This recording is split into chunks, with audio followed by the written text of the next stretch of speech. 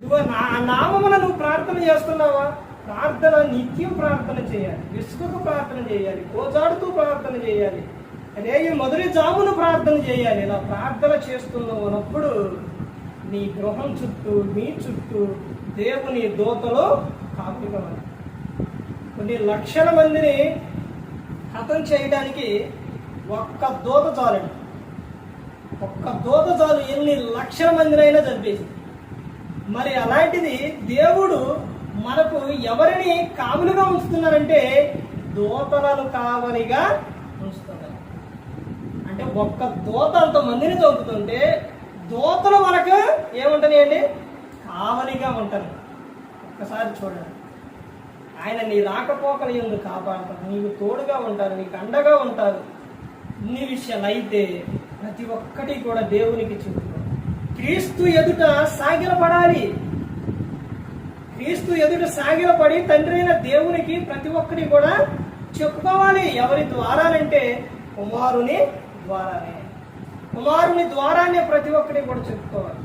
ఇదిగో నా నామమున మీరు నన్నేమి అడిగినను నేను చేస్తాను అని చెప్తున్నాను. నీ సమస్య ఏంటి? నీ బాధ ఏంటి? లేకపోతే నీకున్న ఏదైనా ప్రతి ఒక్కటి నీకు ఏదైతే లోపం ఉందో, ఏదైతే బాధ ఉందో, ఏదైతే చింత ఉందో, ఏ విషయమైనా సరే నువ్వు వెళ్ళి యేసుక్రీస్తు ప్రభువారి ఎదుట సాగిలపడి ఆ నామమున నువ్వు అడిగినప్పుడు దేవుడు ఏం చేస్తారనంటే ఫిలిప్పీలకు 4:19 కాగా దేవుడు తన ఐశ్వర్యం చొప్పున క్రీస్తు యేసు నందు మహిమలో మీ ప్రతి అవసరం తీరుస్తానని చెప్తున్నాడు.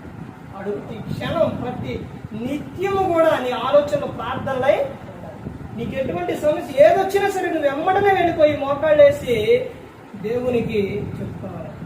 అప్పుడు దేవుడు మీ ప్రతి అవసరం కూడా యేసుక్రీస్తు ప్రభువు ద్వారా తీరుస్తాడు. ఎవరు కూడా నశించి నరకానికి వెళ్ళిపోకూడదని యేసుక్రీస్తు ప్రభువారు ఈ లోకానికి వచ్చి మనందరి కోసం సిలువలో తన ప్రాణాన్ని పెట్టారు. ప్రతి ఒక్కరు కూడా దేవుడి యందు భయభక్తులు కలిగి పరిశుద్ధాత్మ మాట ఇట్టు హృదయ శుద్ధిని కాపాడుకుంటూ క్రీస్తుని పోలి నడుచుకున్నప్పుడు ఈ లోకం ఇచ్చిన పరలోకానికి చేరుకుంటారు. మరి ఈ విధంగా నిలబెట్టి మాట్లాడించిన తండ్రి దేవునికి కృతజ్ఞతలు చెల్లిస్తూ ఇంతవరకు శ్రద్ధగా ఉన్న మీకు ప్రభు పెట్టిన హృదయపూర్వకంగా చెల్లిస్తూ ఈ మాటలు ముగిస్తున్న అందరికీ